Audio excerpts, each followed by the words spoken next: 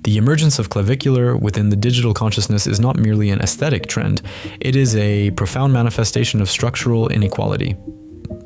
Clavicular, the widely revered paragon of looks-maxing, sits comfortably atop an unjust and entirely arbitrary hierarchy, mercilessly mogging the proletariat.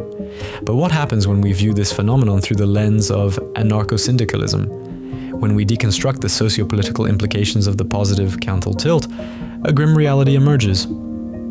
The state relies on a monopoly on violence, but clavicular relies on a monopoly of genetic capital. It is time to dismantle the jawline hierarchy.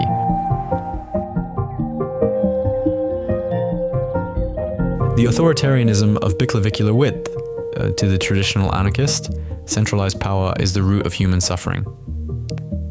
To the looks-maxing dissident, centralized bone mass serves the exact same function.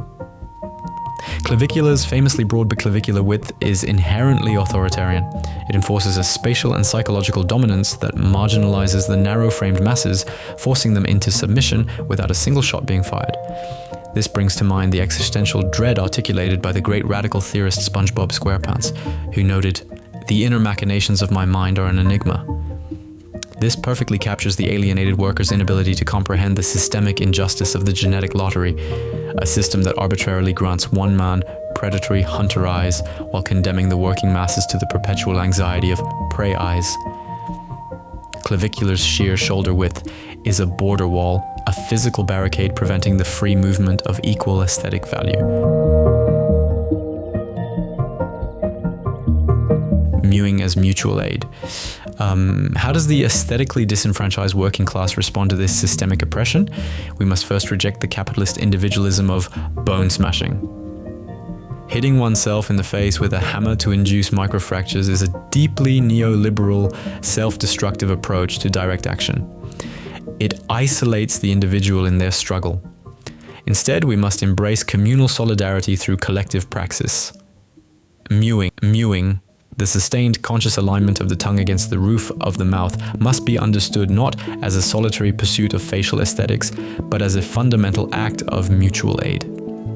As the foundational dialectical materialist text PRW Patrol declares, no job is too big, no pup is too small.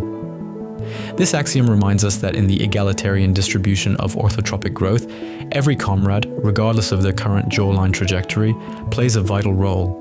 We do not need a centralized state to dictate our facial structure. We can lift our maxillas organically from the bottom up through grassroots tongue posture.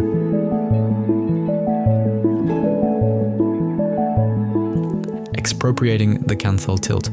The current looks-maxing paradigm relies entirely on the artificial scarcity of resources, namely collagen, symmetry, and hollow cheeks.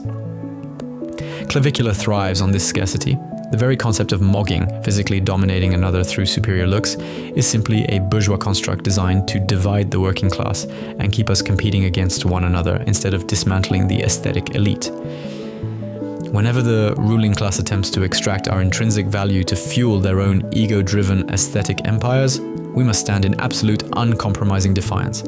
We must look to the ancient anti-imperialist mantra popularized by Dora the Explorer, "Swiper, no swiping." This chant is the ultimate rejection of capitalist expropriation. We cannot allow the genetic elites to swipe our dignity. We must loudly demand the immediate decentralization of the canthal tilt. The praxis of muddy puddles. The revolution will not be looks-maxed. It will be built on a horizontal power structure of equalized facial thirds. However, we cannot simply dream of a stateless society. We must prepare for the material realities of the struggle.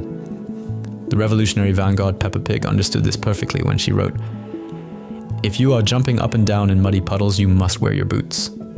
This is a clear, uncompromising allegory for material preparedness.